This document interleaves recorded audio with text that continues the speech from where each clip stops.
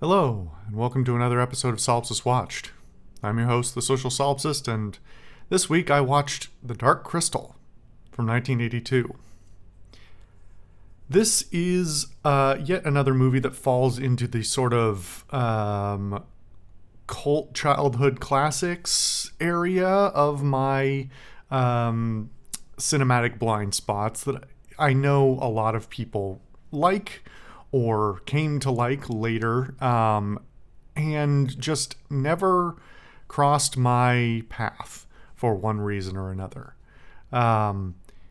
As somebody who watched a lot of the Muppets when I was a kid, and we've talked about the Muppets in the Muppet movie episode. The works of Jim Henson and Frank Oz and a few others are very kind of important to the media that I consumed at a certain period of my life, and continue to reign supreme as some of like the best of a certain genre of art form that's basically ever existed and continues to exist. Puppeteering is something that I don't want to say I feel strongly about, but as I've talked about previously, I'm such a fan of practical effects and so often bored or whatever by the use of CGI and over-the-top impractical things, that whenever I see puppeteering, animatronics, etc., that's always something I'm on the lookout for. And so you'd think that The Dark Crystal would be something that I would have, if not during my childhood, at least have seen sometime in my earlier adulthood. But somehow I've managed to miss out on this one entirely. But it came up just a few days ago. Somebody who was talking about the recent Netflix prequel series. I believe it's a prequel. Netflix released is it even a TV series anymore if it's on Netflix, if it's only on streaming? I don't know. We're going to call it TV. It released a series that's related to The Dark Crystal, and The Dark Crystal is, as much as it's like a cult classic, it's one of those things that I think a lot of people either don't know or, like me, only kind of know the name and a couple of key visuals, and that's sort of about it. So I'm glad I finally got around to watching it. That said, I did not... I have a lot of mixed feelings about this movie, and it is really an effort in mixed choices, things that sometimes diametrically opposed choices that don't necessarily seem to go together. So obviously, with this being made in 1982, this is sort of the heyday of the Henson Workshop and the Muppets and all those sorts of things.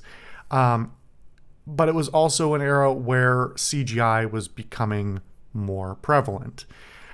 And so I think there was an effort, and this was part of that effort, to try and preserve practical effects work in that period. Now, we've talked about other things like The Thing as well, which had a lot of practical effects. There's a lot of more practical effects that continue to be used, particularly in other genres. I think horror is particularly well known for its use of practical effects ongoing sort of throughout its whole history. But puppeteering is such a niche within a niche that there really weren't many people other than the Jim Henson Company doing it frequently and at scale. And I think the assumption probably was at the time that anything coming out of the Jim Henson Company was supposed to be reasonably family friendly. And that's where we get to sort of the first weird thing I find about this movie, which is, by all accounts, this appears to be structurally, this seems to be a movie for children. But in terms of its actual production, it is sort of inappropriate for kids of the age that it seems to be targeting. Now, some of you maybe have heard me talk about this before, but this is a continuous problem with the sort of genre of children's films made for kids, films made for young adults. And I think the 80s is really the height of we're not really sure what we can and can't do or should and shouldn't do. And this falls into some of the same pitfalls that I've talked about with several other films that have come out of this era that were targeted at a younger audience. This is a dark film. It is inherently tonally dark. And the major plot beats are about fear and suffering and torture and genocide and fascism and all these other things. And they are framed in a way that is approachable for a younger audience, or at least an audience that is less sort of socially aware. But it does not break up its darkness with much in the way of humor. And I think that is its biggest mistake. It is clearly quite possible to make a movie that is dark in tone, but balances out with an element of levity. And I'm going to go so far as to say something even like Willow, which we did an episode about, does a much better job of taking that tonally dark narrative and putting enough humorous elements into it that it doesn't feel overwhelmingly dour. This does not feel like it is inappropriate for a young audience. It does not feel like many films of the 70s, 80s, and 90s, like it would necessarily have had such a traumatic effect on a very young audience as some of the other things from that era. I'm not going to get into the specifics of those, but I've talked about some of those before. And yet, tonally, it is so dark through and through that at the very least, the overwhelming sense of sort of negativity that comes off of this movie from basically its beginning to basically its end, really makes it feel like it would probably be pretty unapproachable or pretty unappreciated by kids. And that's not just kids either, because personally, that was my biggest problem with it. I was sort of, as much as it's sort of not as heavy as a lot of other things of the era, it's so dark in its tone throughout that I just wasn't that engaged with it. I felt like sort of a need to not engage with it as directly emotionally, because it was not giving me a break. Not giving me like the breathing room, not giving me the levity, the moments of jokes and things like that were necessary to make it more digestible. Now, this gets into some of my technical issues with the film, but I'm going to get into some of the good things that are technical first. First and foremost, the puppeteering, the puppets themselves, the puppeteering done to them, the manipulation, the animatronics, all those things are done very, very well. unsurprisingly from this company, and the people behind it, and the people who were doing a lot of the primary puppeteering, in particular Frank Oz, incredibly talented individuals who are doing some really incredible work. That said,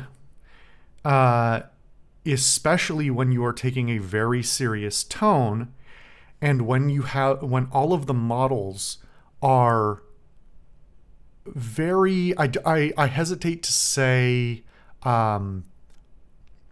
realistic, because obviously these are all fantasy races that are being portrayed. The realism the realism of the art style makes the puppeteering feel weird at some points. Sometimes it's because a lot of the characters are full suits. They're not just puppets, they're full suited individuals wearing an outfit. And you can see the person moving underneath. Others are more obscured because, they're using their arms to hold heads or whatever. There's different ways these costumes are clearly constructed, but the ones that are more humanoid are more likely to be directly, just basically costumes. And some of them are costumes in some scenes and puppets in others. And this lends to a weird thing, because obviously the Muppets always had that sort of slapstick aspect to them. And they have very distinctive, clear, and simplistic almost designs. Profiles that silhouettes of characters that you can pull out at a distance with really clear silhouettes, really clear color distinctions, all these sorts of things that let you very much identify the character as what they are, and then also make them very cartoonish in nature. The Dark Crystal is taking a very different, more realistic, less cartoonish approach, and yet maybe it's a presumption on my part that's not entirely fair, but if you've watched any Muppet stuff or puppeteering in general, it inherently has, I think, a sort of cartoonish aspect to it. So when you have these very serious characters sometimes taking like borderline pratfalls, or even the most subtle but also very overt thing of when a puppeted character walks, it's basically just, somebody bobbing the character up and down. They're not taking clear footsteps.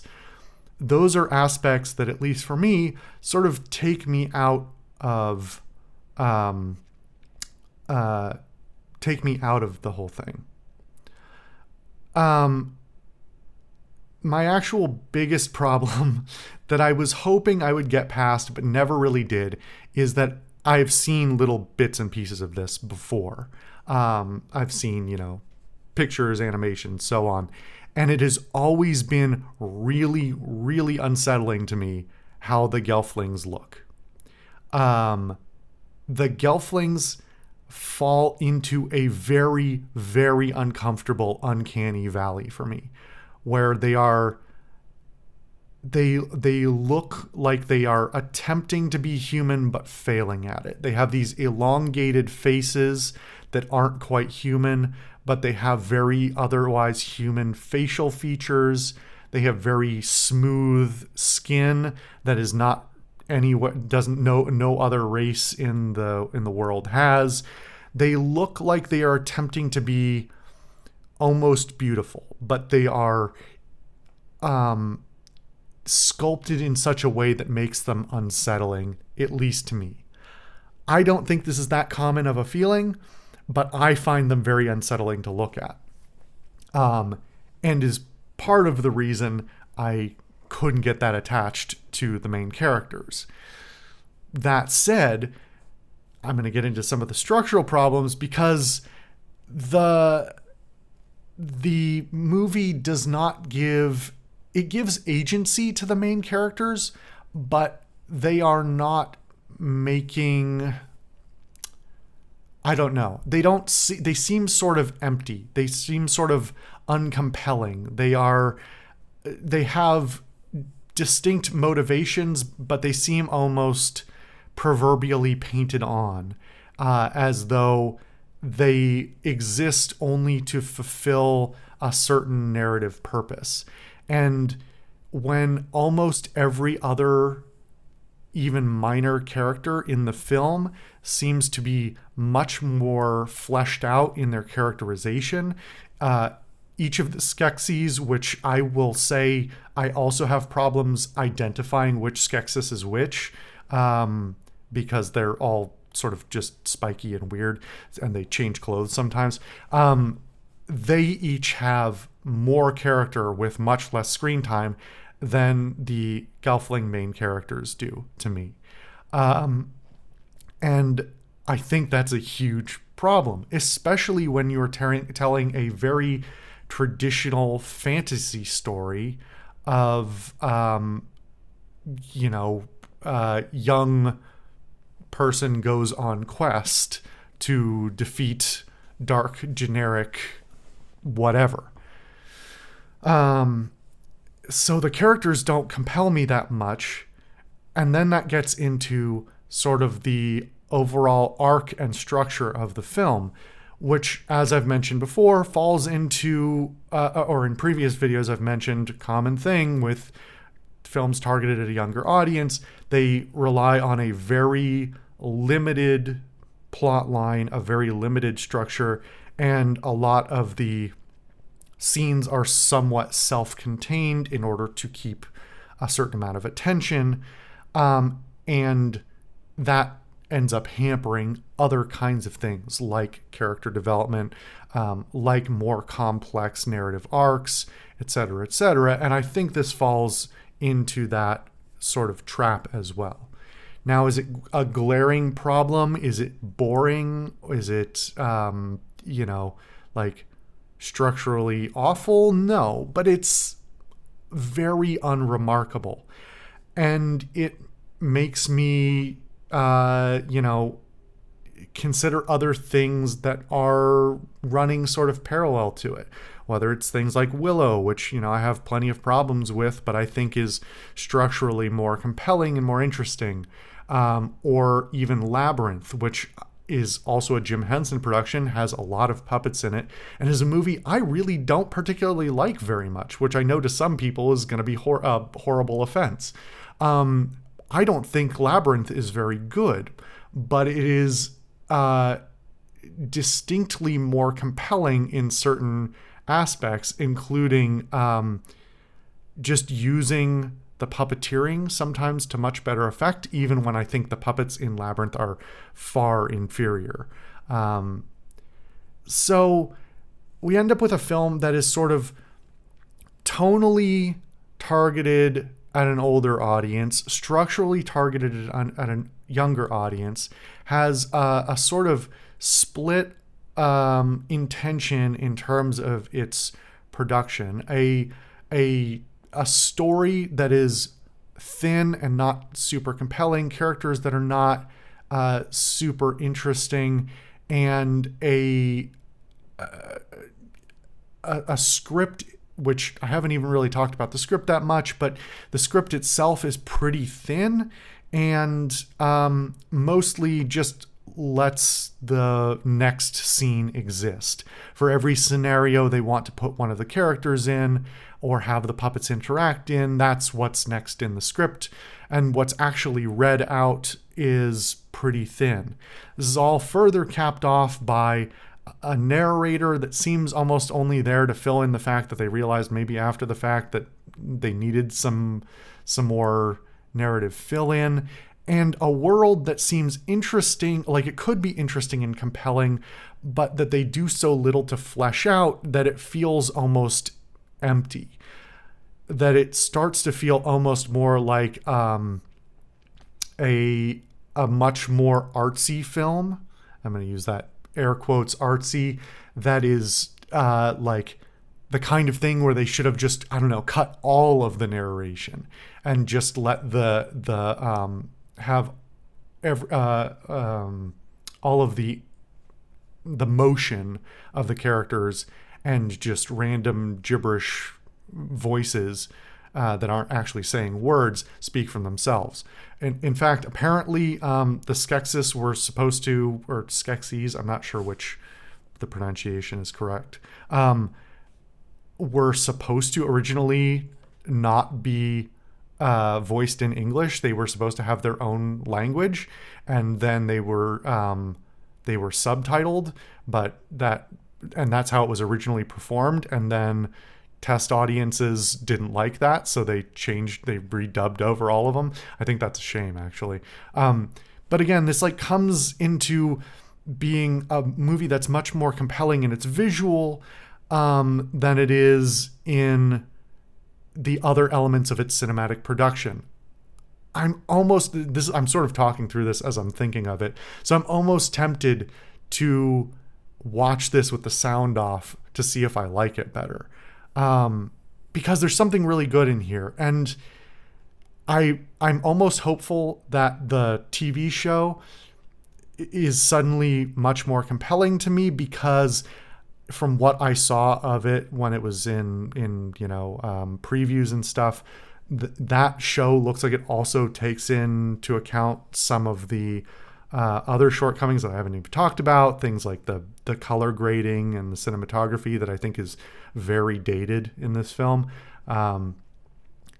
I'm really curious what the TV show is like, and if I end up watching it, and if I think there's enough to talk about it in comparison, maybe I'll come talk about it in the show. But this is just a really interesting film at its core, but ultimately not something I think is really great. It's much more interesting as sort of a relative to the other things going on at the time than anything else. Anyway, if you've seen this film, if you're a particular fan of it or not a fan of it, leave a comment and let me know what your thoughts are. This is a curious one to me and not really what I expected.